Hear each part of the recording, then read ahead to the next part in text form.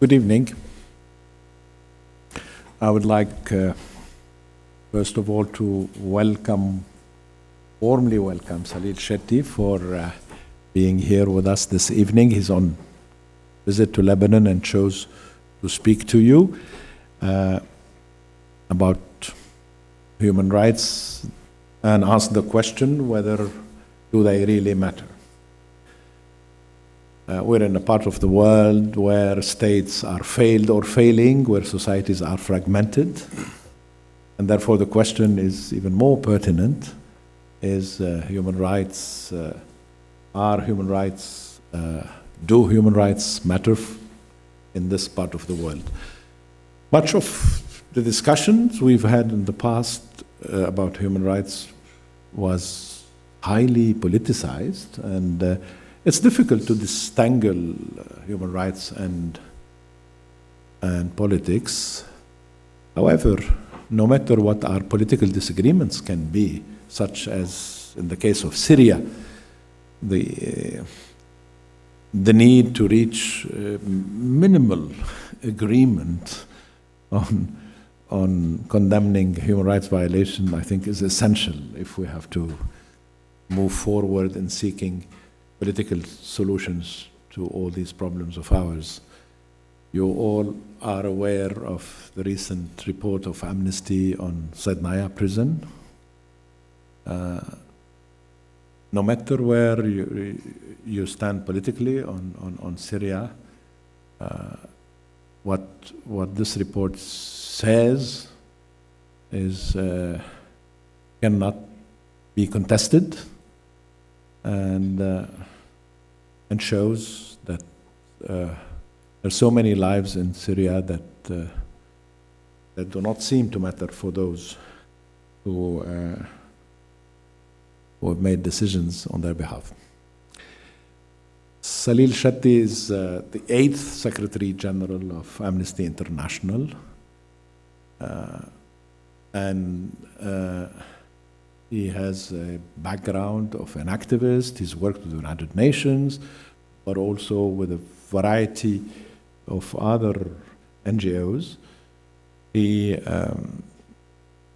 has been active in issues of poverty and social justice. And as he leads human rights, Amnesty International and its human rights work, he makes sure that this organization, this membership-based organization, becomes truly international. And this is the reason why, under his leadership, Amnesty International has been decentralized. There are so many regional offices. One of them is in Beirut. And I hope this visit of his to our country will enhance Amnesty's visibility, that Amnesty will be perceived here in this country and in this region not as a Western organization, but as a truly international, and that people from this part of the world have high stakes in the work it's doing and could be more associated with this important work they are doing.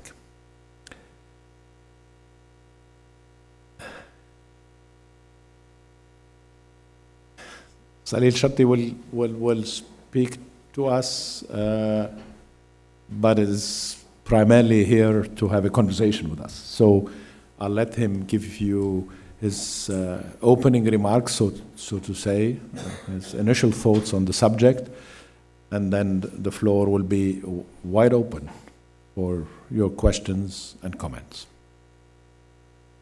Thank you. Thank you, Dr. Mitri, and it's an honor to be here today at AUB, which is, I understand, is celebrating its 150th year. That's many, many years. So it's a very hallowed university, a very prestigious one, and I'm very grateful for you to have invited me and Amnesty International to speak to this group today. It's the first time that I'm visiting Beirut since our regional office has opened here. Our regional office is for the Middle East and North Africa. And these are, what we are calling dark and uncertain times for the world of human rights, and for the world at large, when sometimes it feels like we are spinning right out of control. And things are not easy here in Lebanon either, in the midst of a region that's torn apart by conflict, buffeted by political turbulence, and hosting a vast refugee population. Yet the Lebanese people, and I've spent a couple of days here now just talking to people both in power, but also this morning we were in Tripoli with community organizations there, and I must say that the Lebanese people exude an admirable spirit of resilience, something we desperately need at this point in time in the world. It's in short supply in most parts of the world. So as I said, these are very troubled and cynical times. But as Amnesty International establishes a new presence in Lebanon, I'm here to talk about human rights and how particularly relevant they are for us to confront the massive challenges that justice, equality, and dignity in the world face at this point in time. So I think the question really is, what difference can human rights make, and what difference can we make as individuals and whoever we represent as of today? So the first, I wanted to start by some reflections on the state of the world, if you please. And I want to talk about it under the sort of heading of demonization, repression, and conflict. In the past year, many parts of the world have been experiencing something that the Middle East, along with Africa, Asia, Latin America, has known for a long time, which is political leaders, often with growing public support, using a hateful rhetoric of us versus them to justify repression and fuel conflict. So in the name of protecting national security or national development or collective interests, governments around the world have been turning a blind eye to war crimes, shutting out those who seek asylum, and passing laws that undermine freedom of expression and fair trials, and justifying torture and mass surveillance. The spread of a rhetoric which dehumanizes and demonizes others on the basis of their identity has had catastrophic consequences in this part of the world. Whether it was President Trump's campaign rhetoric and policies putting discrimination into practice, or President Erdogan's massive backlash against journalists, or President Xi of China's huge crackdown on dissent, or ongoing trends of repression in countries as diverse as Venezuela, Ethiopia, my own country, India, Russia, and the Philippines, the world in the last year has seen a massive onslaught on human rights and the ideas of human dignity and equality. Governments in the Middle East and North Africa are emboldened by this trend. They have launched renewed attacks on civilian populations, committed war crimes, and cracked down on peaceful activists, using the same demonizing and dehumanizing rhetoric of us versus them. Millions of people have been tossed about by turmoil, torment, and tragedy. Their homes and livelihoods have been ripped apart. This is the horrific effect of armed conflicts marked on all sides by appalling crimes and abuses and by unrelenting state repression elsewhere. Of course, Syria is the first one that comes to mind. 6 years of fighting in Syria, which is literally down the road from here, have created the greatest man-made humanitarian disaster of the century. And civilians, unable to escape the armed conflicts in Iraq, Yemen, and Libya, have all paid a very, very heavy price. One of the big prize, of course, has been the global refugee crisis.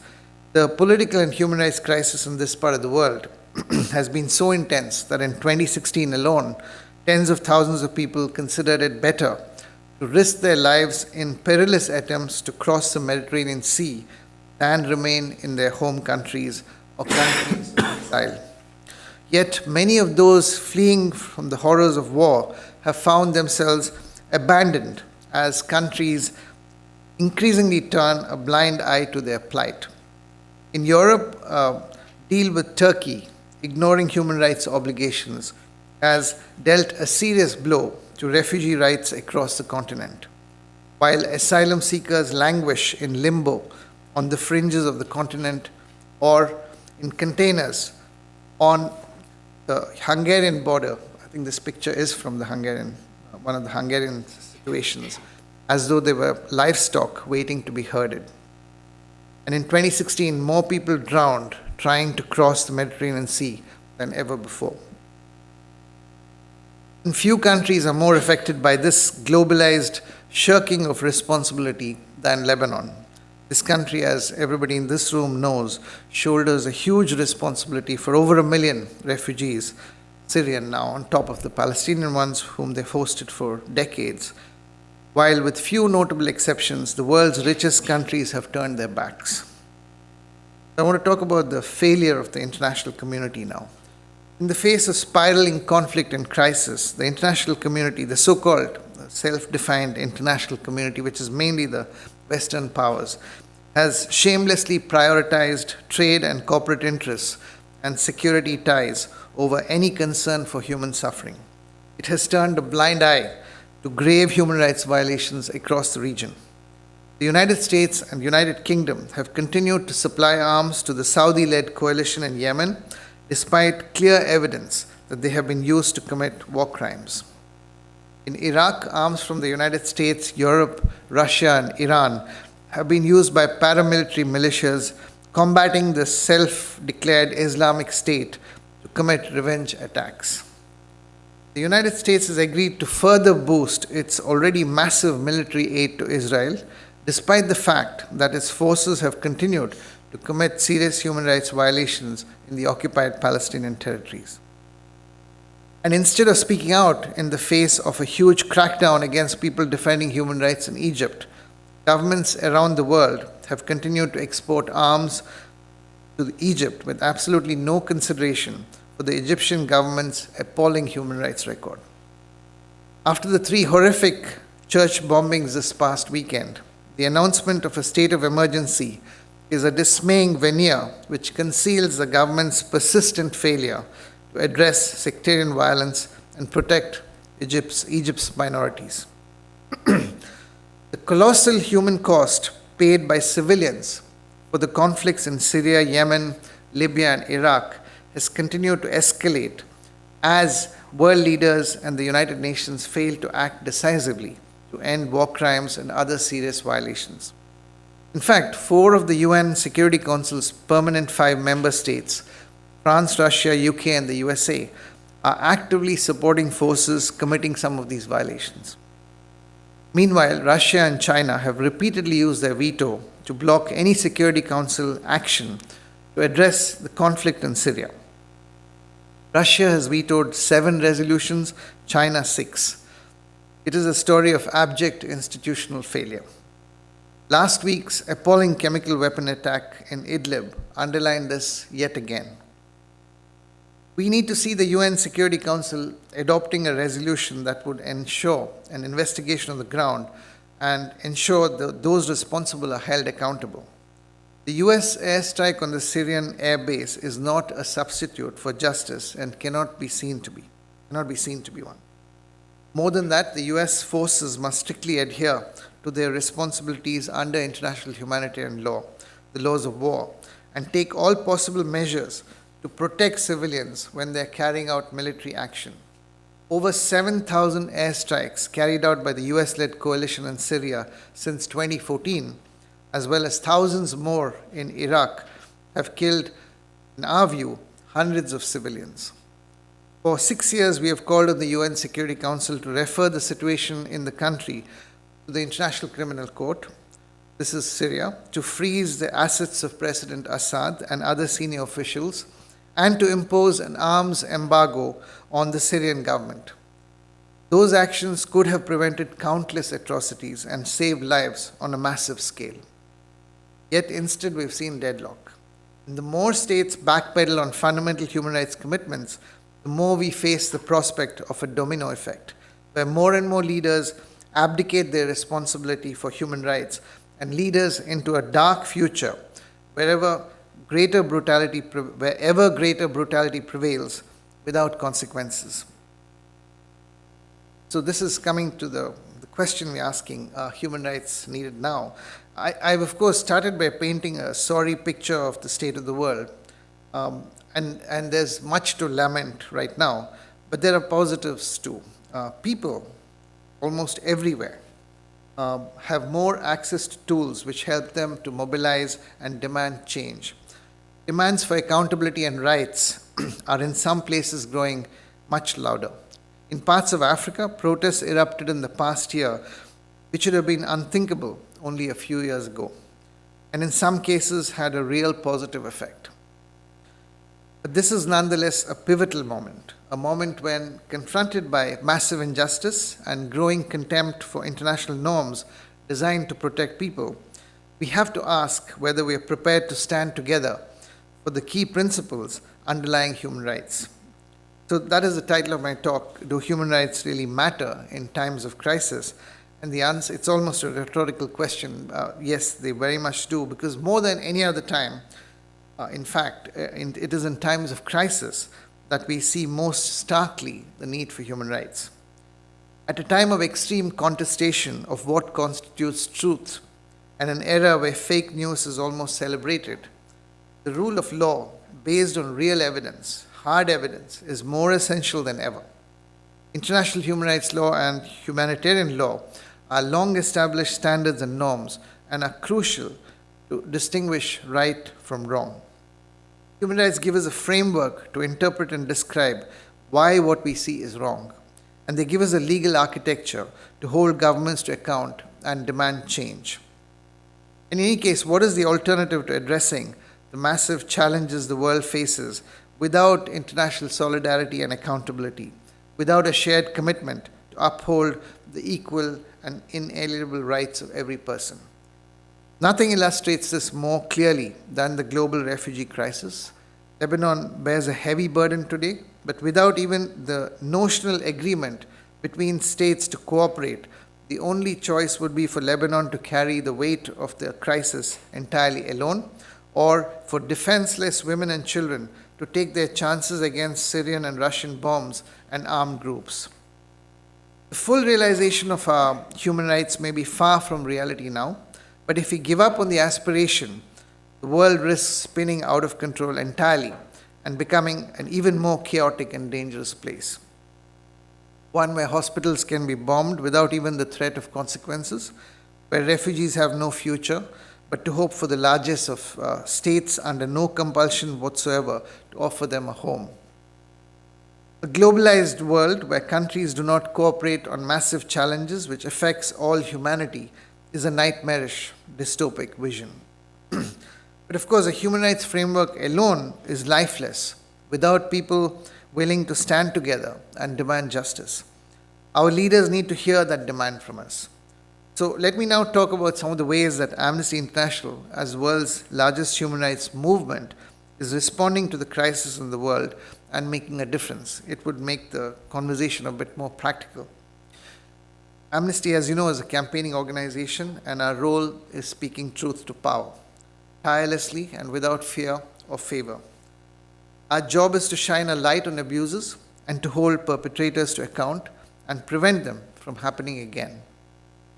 In terms of the methodology we use, we begin our work with building a strong evidence base through our rigorous evidence gathering and investigation, and we use that to call for justice and protection of human rights. We use a variety of levers to press for change. We use old and new media to highlight abuses wherever they happen. We lobby governments, companies, and intergovernmental bodies such as the UN directly. We mobilize public pressure through our global movement of campaigners and activists, and we use strategic litigation in the courts to seek crucial victories. And we underpin this with our human rights education work, empowering people to lay claim to their rights. So my colleagues have now come up with a very multimedia kind of presentation, which I hope works. And I'm going to show you a short video on one example of how we try to shine light on abuses. Works? No, it doesn't.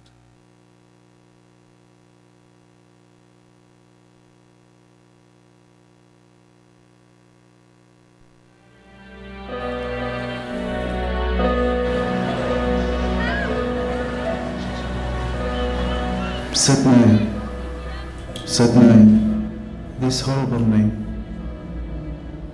I wish they had killed me, rather than leave me to rot in this place. This is not a prison. It's a slaughterhouse.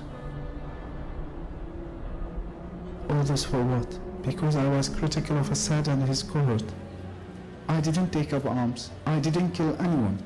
All I did was to go to a couple of demonstrations.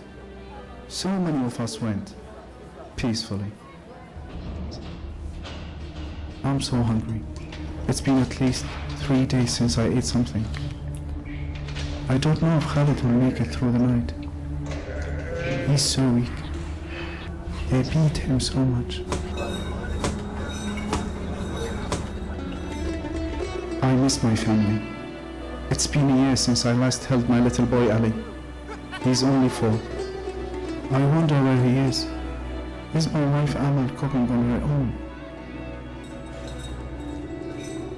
The gods are here, and they are calling out names, including mine. I'm being transferred to a civilian prison. Anything is better than Sidnaya. But what about Khalid? Why aren't we leaving? Why are we being taken to solitary cells? It's so cramped.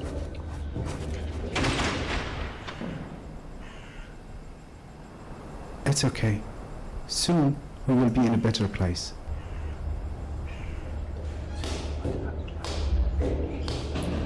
I can't take these new beatings. It has never been so bad. Are we really being transferred? Or is this our last punishment? We are on the move. We stopped. Why? We're in another building. They grabbed my finger. They're taking my fingerprints. What? I can't believe it. They tell me I've been condemned to death and ask if I have any last wish. I've done nothing wrong. They said I was being transferred. I'm supposed to be transferred.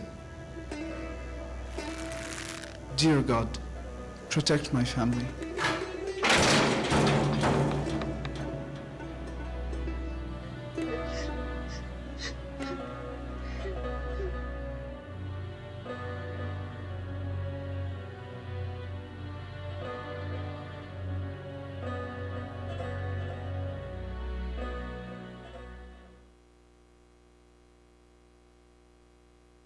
As I said, I think this is instead of talking about it in a generic sense, I thought, and Dr. Tariq Mistry mentioned our work on Saidnaya, and I mean, this was something done on a horrific scale, on a weekly or bi-weekly basis.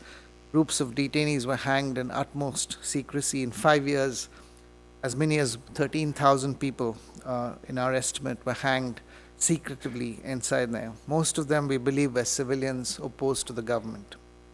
And there was huge worldwide media coverage and global anger in response to our findings. President Assad was forced to react. The next stage, of course, is much more complex, and this is the part which we want to move on to. I want to talk about the second bit, which is to call out governments who fuel conflict or support repression.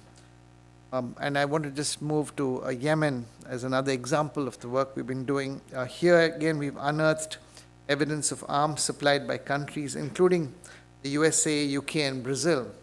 And not just arms in a general sense, but also internationally banned cluster munitions being used in attacks by the Saudi-led coalition.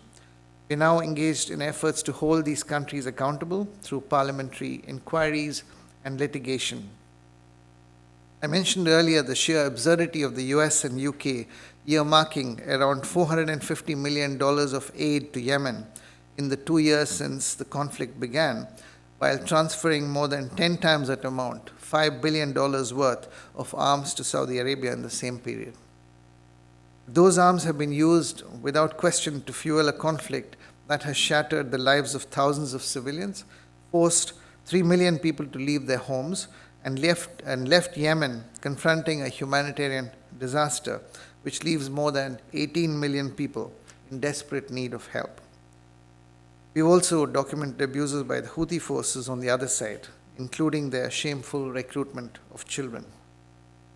So let's start looking at the fight for justice. And this is the third piece, the fighting for justice piece, which is very, very important. So in situations where war crimes and crimes against humanity are committed, as happens with great frequency in this part of the world, the road to justice is long and full of obstacles. I was just talking to Dr. Tariq Mithri on his experience in Libya, which remains a massive challenge. But many lessons from the past remind us of this fact and includes our own work. But for all its grim news, 2016 also gave us a conviction of Radovan Karadzic for genocide, war crimes, and crimes against humanity committed in Srebrenica, and the life sentence handed to former Chadian president Issam Habre, which Amnesty did a lot of documentation on, for rape, sexual slavery, and the killing of 40,000 people, and that took a long time to happen. Justice may be slow in coming, but with commitment and persistence, we have to hold on to hope that it will come. There are some glimmers in this part of the world as well. It was difficult to imagine only a few years ago that Israeli violations in Gaza and the West Bank could be examined by the International Criminal Court, given the backing Israel receives from the United States and others. But Amnesty's innovative research on the 2014 conflict is now being used by the Office of the Prosecutor. And one day we hope accountability will come too for Syria. We are working and we will continue to work towards that.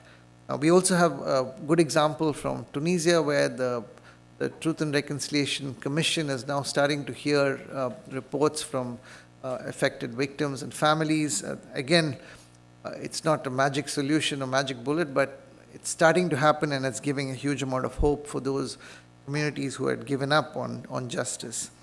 Against this backdrop, of course, the Security Council deadlock and the reckless use of the veto, the General Assembly, looking for some more positive example, the General Assembly took the rare step in December of establishing a mechanism on Syria to work towards investigating serious crimes committed since 2011.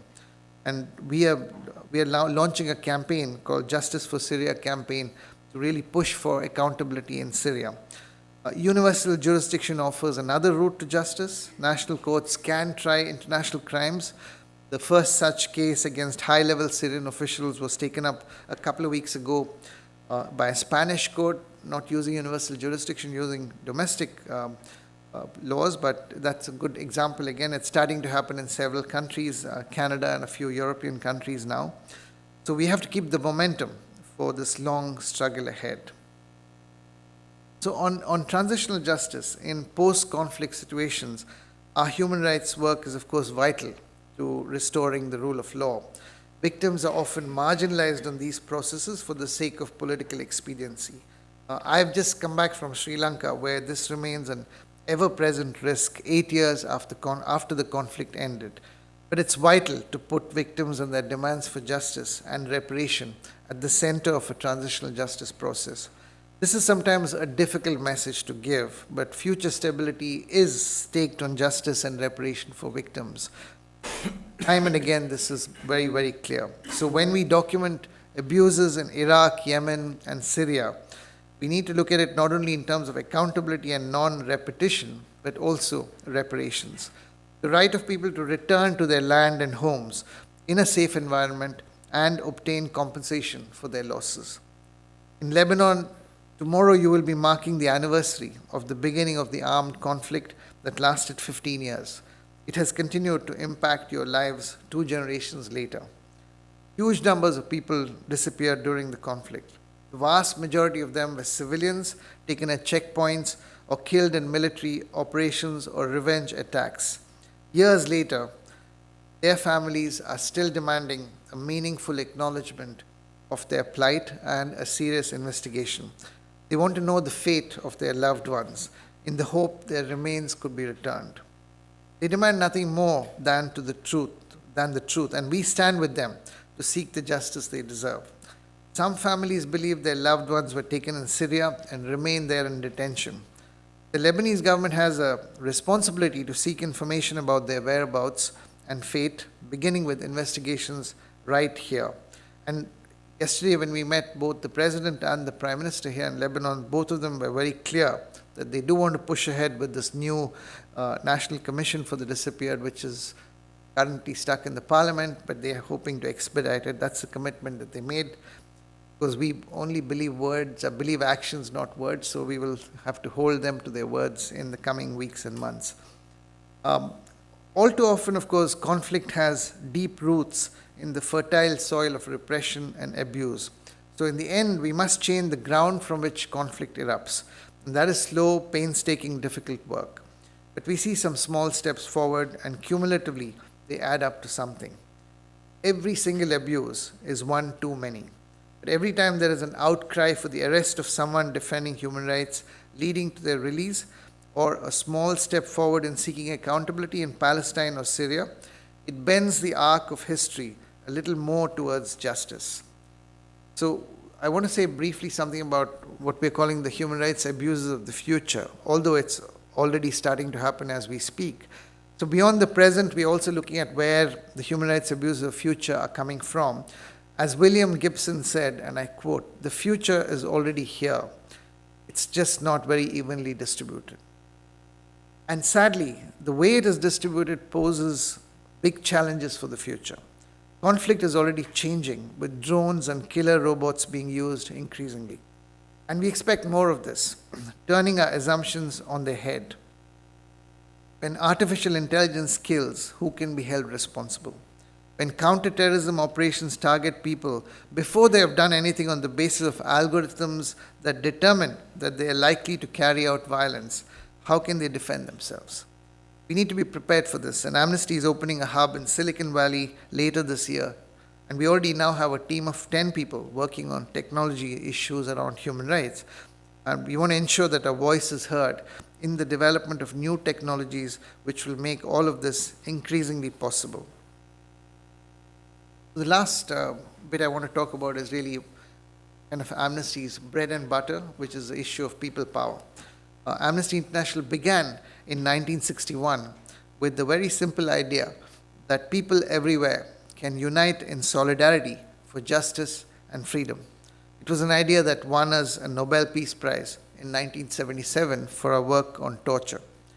Since that time, we have grown into a global grassroots movement of more than 7 million people and national chapters in around 70 countries.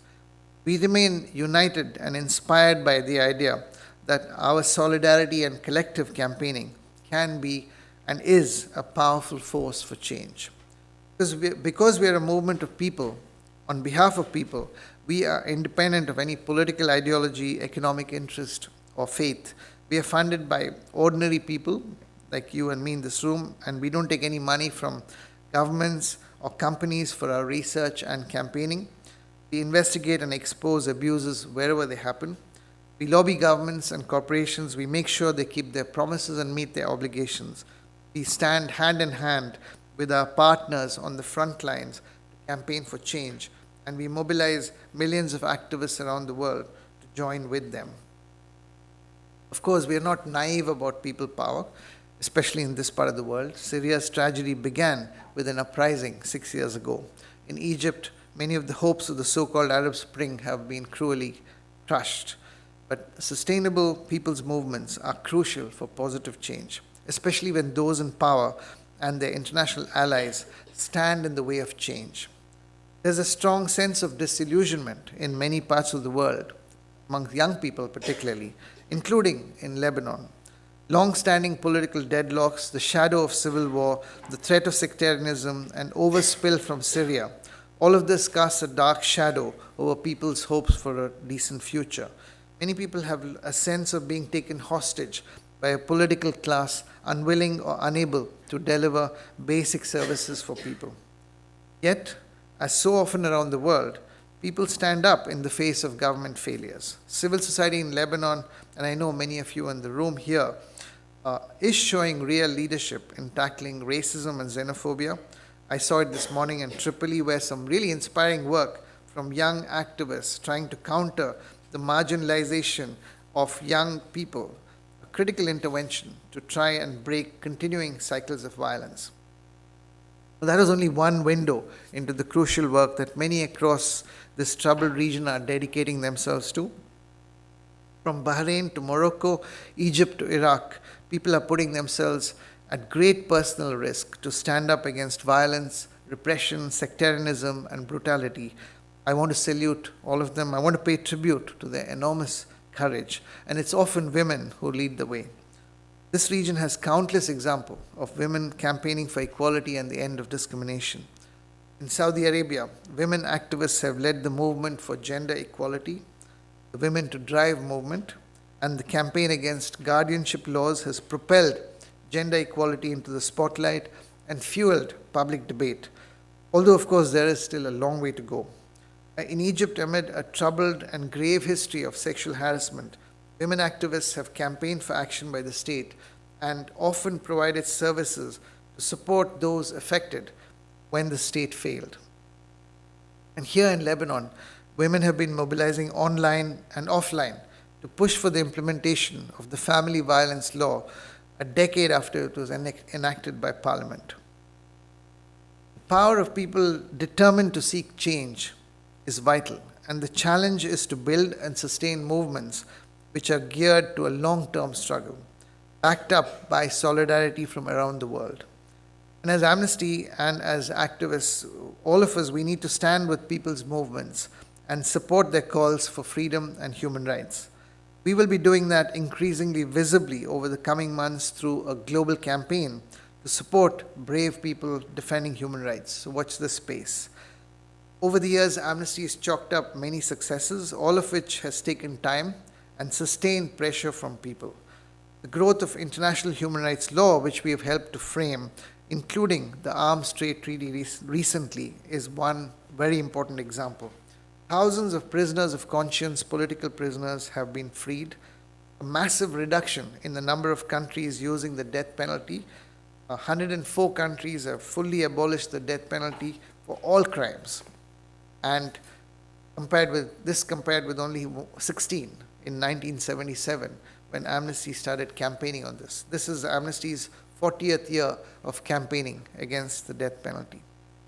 Now we are working to underpin the human rights movement with education so that tens of thousands more people are able to know and claim their rights. Thousands of people have taken our massive online open courses over the last 2 years, learning about freedom of expression and refugee rights, and many more are impacted by our work in schools. We will be establishing an Amnesty Human Rights Academy here in Beirut, helping young people to understand their rights, mobilizing together to claim them, and join other human rights defenders at the forefront. You'll hear more about this as it's launched. And the more people who are actively involved in the struggle, the more we can achieve together. So I want to close with a request to all of you. You can't come to an Amnesty event without a call to action. So Amnesty is growing deeper roots in this region. We have regional offices now operating in Beirut, but also in Tunis for North Africa. And we are in the process of opening an office in East Jerusalem. We have national chapters in Algeria, Israel, and OPT, Morocco, and Tunisia. And we want to really build the roots in this region in a very collaborative manner with the activists and organizations who have been working here for much, much longer than Amnesty, and to bring together something which will galvanize and strengthen civil society throughout the region. Amnesty's added value, of course, is how we link the local and the national to the global. The struggle for human rights is arduous, to be sure, but we can choose to say no to the brutal oppression, the contempt for civilians and conflict, the cycles of violence that seem to go on and on. We can paint a different picture. sing a different tune. We want to stand together to support bold, innovative action to make an impact in the Middle East and globally. Human rights are nothing if not universal, and nobody is exempt from upholding them. So we do our work equitably, as proved by the pushback and criticism we draw from all directions. Just as we've held governments in the Middle East to account for their often brutal repression of human rights, so we strongly condemn torture and renditions by the United States and have long called for the closure of Guantanamo. Now, the reality is that states which have traditionally championed human rights, even if selectively, are turning their backs. Now that they're turning their backs, our work has grown further, whether it's President Trump's executive orders or Europe's discrimination against Muslims, which is undermining the whole framework of refugee protection. Lebanon has taken millions of refugees, while the US is seeking to shut its borders to vulnerable people who have escaped the rubble of Aleppo or fled war and famine in Yemen. These are people fleeing conflicts and other serious threats, and they deserve protection.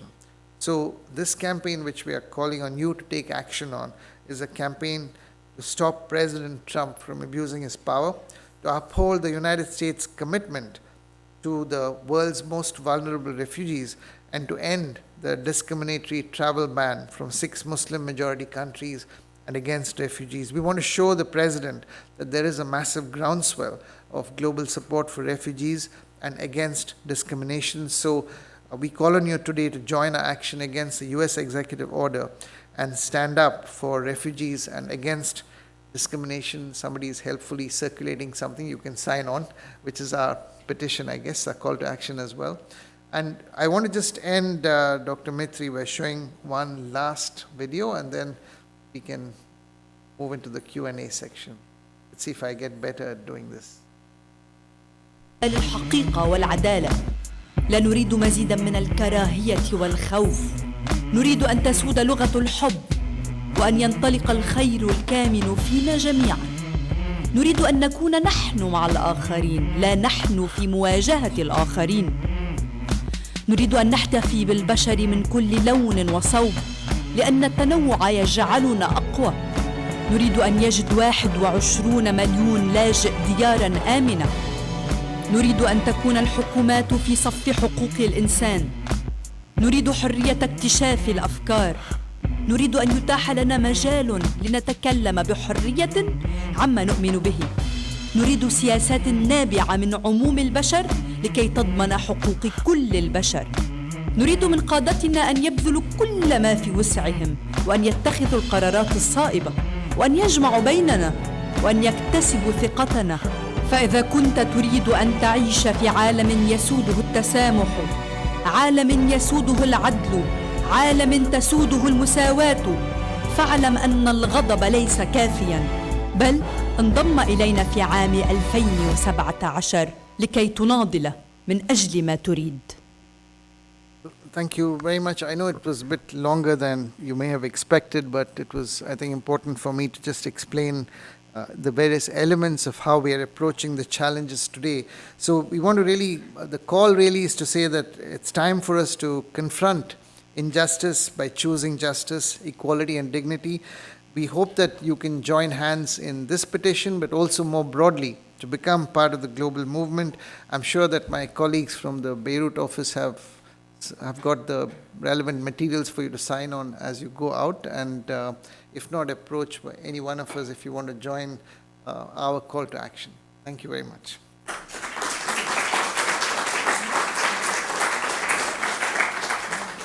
Thank you, Salil Shetty, for the very impressive and challenging work that Amnesty has done and is continuing in doing in Lebanon and the region and the world.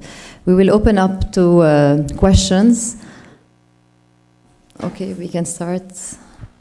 Second row.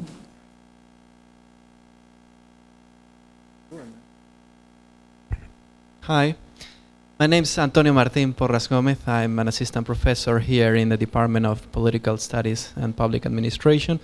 I'm currently doing a research on the new constitutional law of the Arab uprisings in Morocco, Tunisia, and Egypt. And I'm very much using the reports produced by Amnesty International and by Human Rights Watch to really see how the formal constitutional changes are being translated into material constitutional changes. So the first thing I want to do is to really show my gratefulness for this work that you do, because without your work I couldn't be doing mine. But that said, I've after reading, reviewing these reports, sometimes I find some things that could be maybe that you could consider. First of all, sometimes I miss the optimistic side. I mean, like to highlight where progress is being made. That's something I really miss, because indeed there's been progress. At least I don't know. For instance, right now you made some news, some reports on the Tunisian state of emergency, but maybe you do not highlight that now state of emergency in Tunisia has to be controlled by the parliament, and that was not the case before 2014. So that's something that is worth to highlight. And secondly, and this is not only a mistake or a pattern shown by Amnesty International, but also by other NGOs, you highlight problems, you point out problems, but you don't really propose solutions. Such as, for instance, you were mentioning before the problem in Yemen. But what's the solution? I mean, there is a spillover of the conflict affecting Saudi Arabia. I mean, Saudi Arabia has to allow the rebels to enter their territory, or, I mean, I'm not really an expert in what's going on there. I haven't been there, but I see sometimes that you point out the problem, but you don't really highlight the solution. And sometimes also, I will appreciate, although I know that this is not easy to do, to probably give a more analytical depth to the reports, in the sense that sometimes the reports are, this man has been beaten, this woman has been discriminated, this person has been killed, but you could link it with the constitutional and legal framework of the countries, and also the international human rights framework, and to really highlight to what extent human rights and fundamental rights are being affected, and which ways could be taken domestically and internationally for really fixing those problems. Thank you.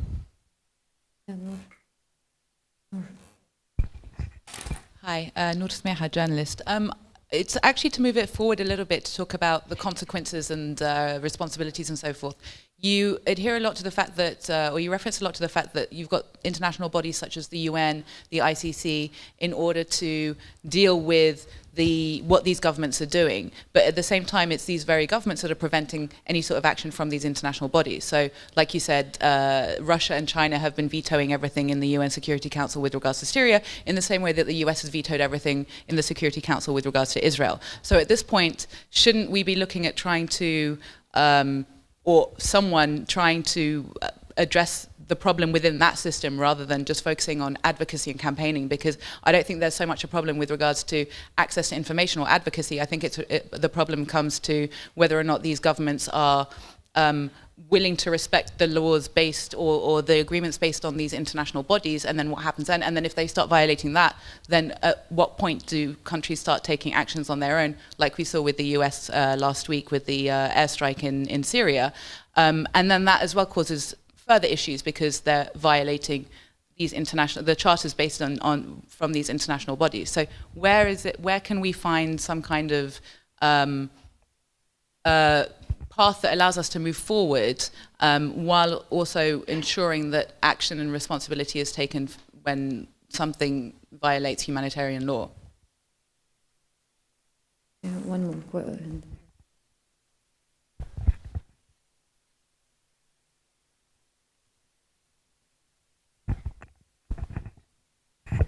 Hi, my name is Elena. I represent the SAGE Institute.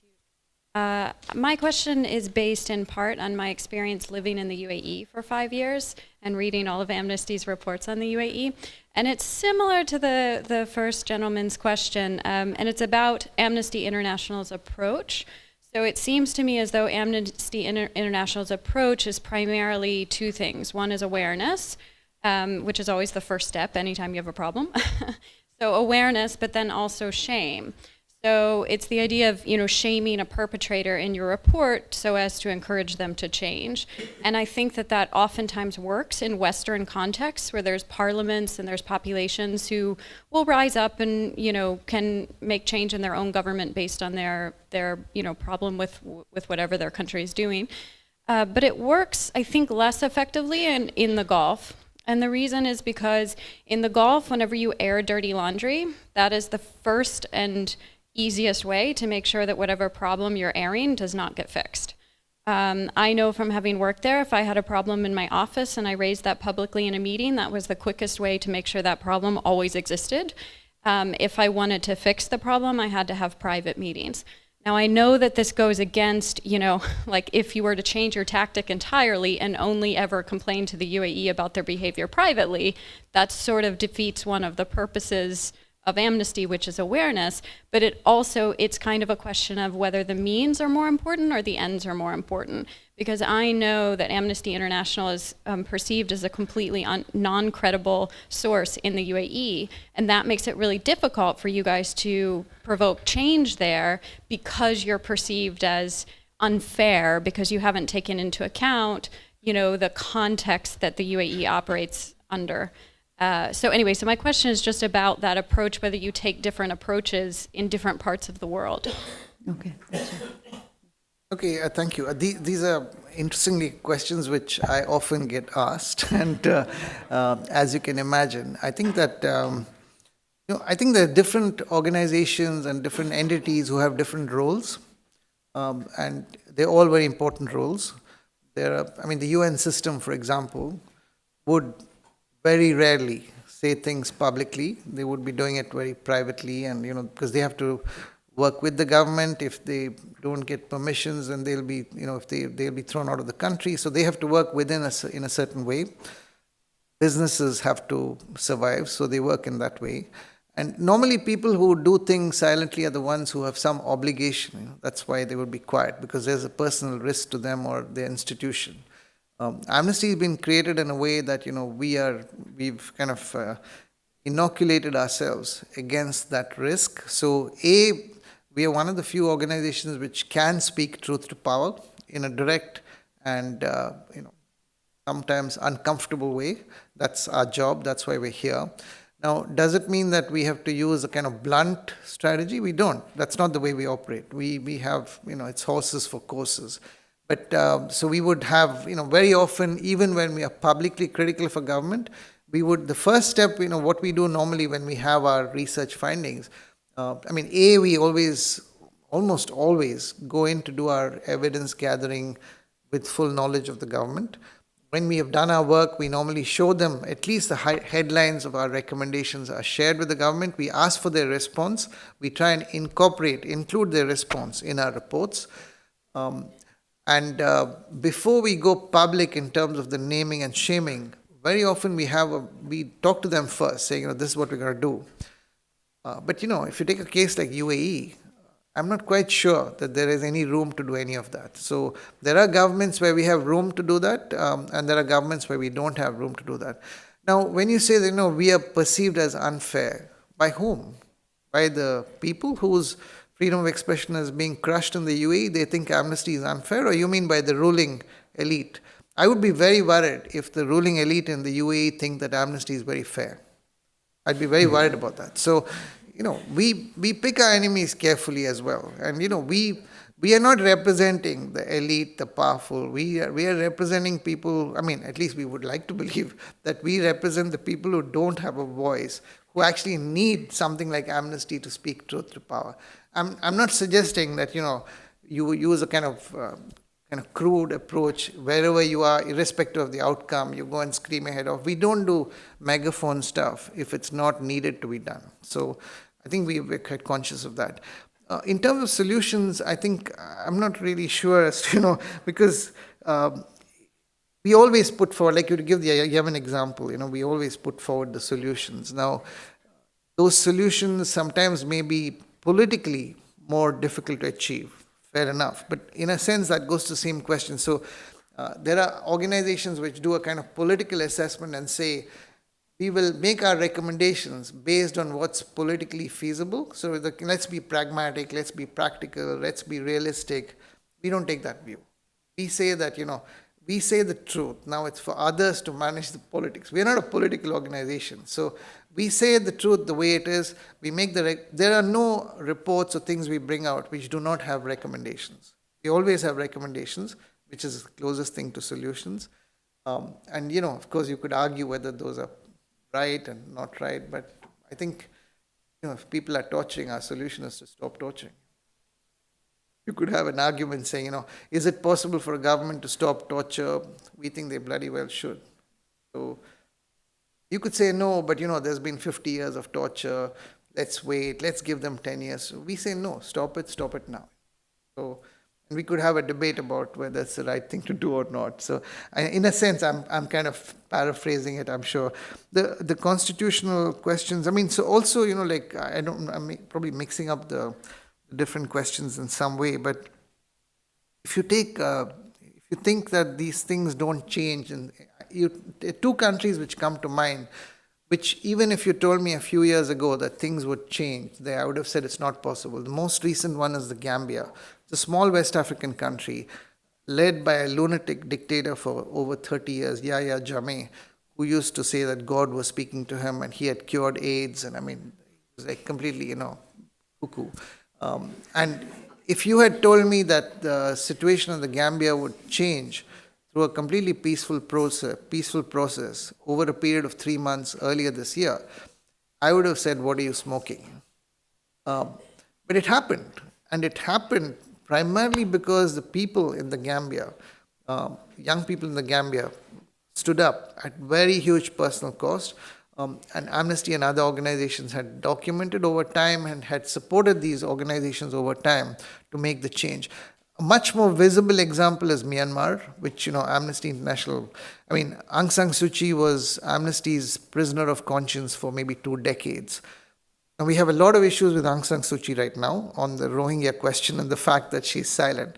But let's park that for a moment. But if you had told me like 5 years ago that Myanmar would actually have a transition of power from a military junta to an election, however flawed the election may be, I would have said that's not possible.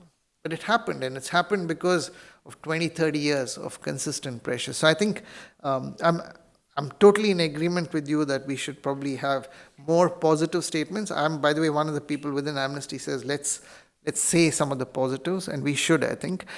The fact is that in some of these places, it's not that easy to find positives. I remember, for example, having a conversation with one of the UAE leaders who I happen to know.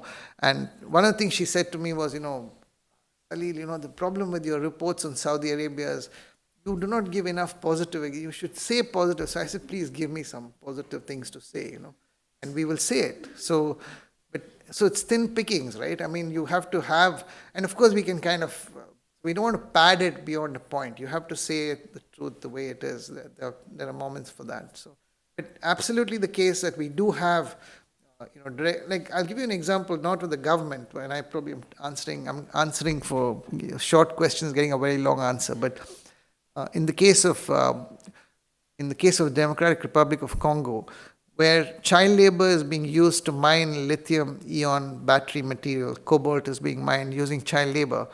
I had a 1-hour meeting, one-on-one, with Tim Cook, the CEO of Apple. And Apple is, as you can imagine, one of the big users of cobalt. And we didn't go public with that report before we had a very detailed, and they've actually made very big changes. We did go public after the conversation because we think it's important that the public know as to what's going on with some of these companies. But we do kind of stage it. We'll take more questions. Okay.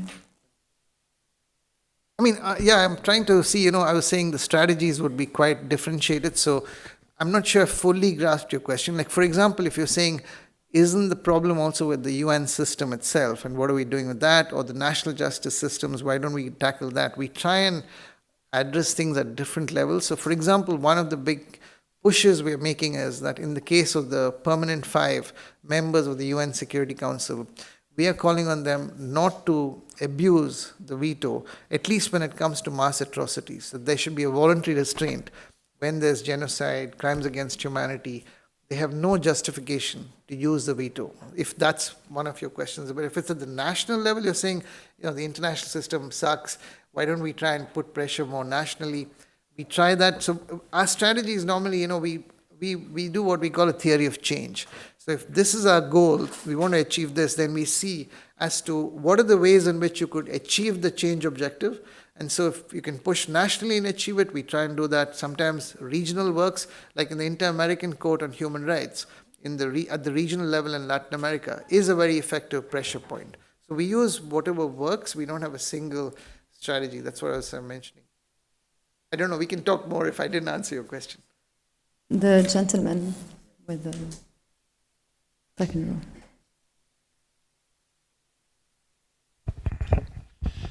Have you had much success in stopping the blacklisting of dissidents that goes on in some countries for many years after the people have been released from prison, maybe after the issue is over, but people going sometimes like Turkey and Indonesia for decades after release has been done?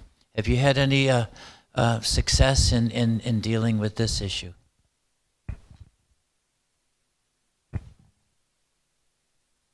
Yeah, that's right.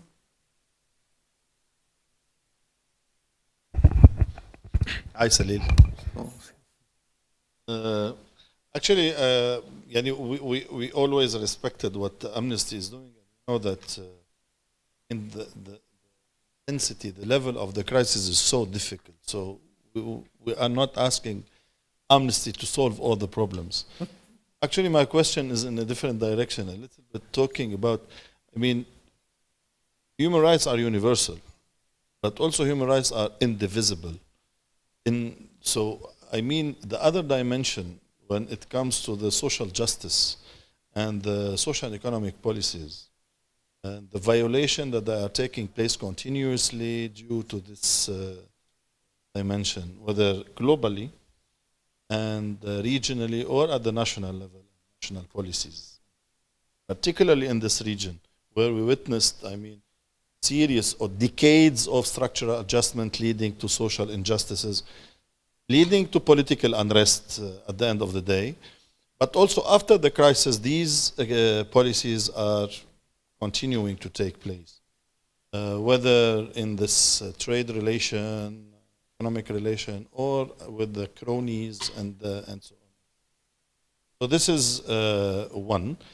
Then also this is something, taking place in this paradigm shift at the European level and not only in the US. This new redefinition of the ODA, which is reflecting a paradigm shift in the understanding of aid development, which means that social justice is not anymore a priority. It's a new reality. So what Amnesty is doing, knowing that Amnesty has a very important department, social and economic department, where you do a lot of research and analysis on policies, but is this now marginalized or high or not important whatsoever? So thank you. Sure. Thank you, sir. Respond or wait a bit.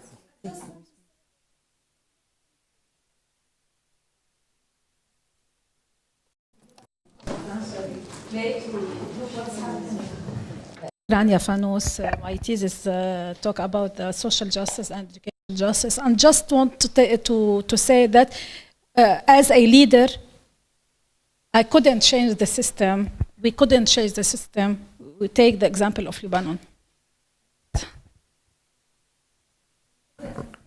That sounds like a comment rather than a question. So, no, but on the issue of blacklisting, and I think it depends. Turkey, I think we're a long way from going to be able to do anything like that. But Sri Lanka, I think, is a good example where we had that challenge, and I think they have, as far as we know, they've taken that they had quite an extensive database of blacklists, and I think it's gone. So I don't think these things go quickly or easily, but over time, because the sort of the deep state, the military intelligence and the intelligence wings are the ones which are at the heart of a lot of these things. And even the most benign governments like to keep those, as a kind of insurance, a back pocket thing. So if things start getting bad, they can go back and rely on the intelligence guys. So it's not an easy one to handle, but we have done some of that. On the indivisibility question, this is it was in 2010 that Amnesty decided to, in the year 2001 rather, in Dakar, when the General Assembly in Dakar, that Amnesty decided to embrace economic and social cultural rights. So, of course, everybody knows it's indivisible and, it's two sides of the same coin. And I must say that this morning in Tripoli, as I was sitting and listening to these, you had the Alawites and the Sunni communities on either side of the road who've been clashing in Tripoli. And this organization, March, has been working with them using cultural interventions to get them to start just getting know each other and reconciling their differences. And as we were having the conversation, one of the key things was the toxic combination of factors which have led to that conflict. So first and foremost, extreme levels of poverty and sort of indignity and discrimination of one sort or the other, which then leads to arbitrary detentions by the police. And these people, some of them are drug users, but often they're locked up using some counter-terrorism argument, and then they're there without a trial for a long time. So it was just sitting there, I was thinking that which one is an economic social right, which one is a civil political right, it becomes almost meaningless. So that in terms of Amnesty's work, we are certainly pushing more on this now. So particularly we've stepped up our work on corporate accountability. That's a big part. On the issue of trade, we don't have that much expertise. I think the willingness is there, but we don't necessarily have the deep expertise. So we're working in partnership with others. I think the goal 16 of the Sustainable Development Goals are giving us a good hook point to connect the two, and we are planning to do more work on that. Of course, at the end, it comes down to a bit of a resource challenge, but there's no lack of kind of prioritization. I think the importance is very much recognized. And happy to talk more to you, the others too. There might be some concrete things in the region, which I'm sure our colleagues from the Beirut office can learn from your work as well. No more questions. Okay, thank you very much. Please join me in thanking Salil Shetty. There is a reception at the outside in the lobby, so you can have a chat and ask more questions if you want. Thank you so much, Salil.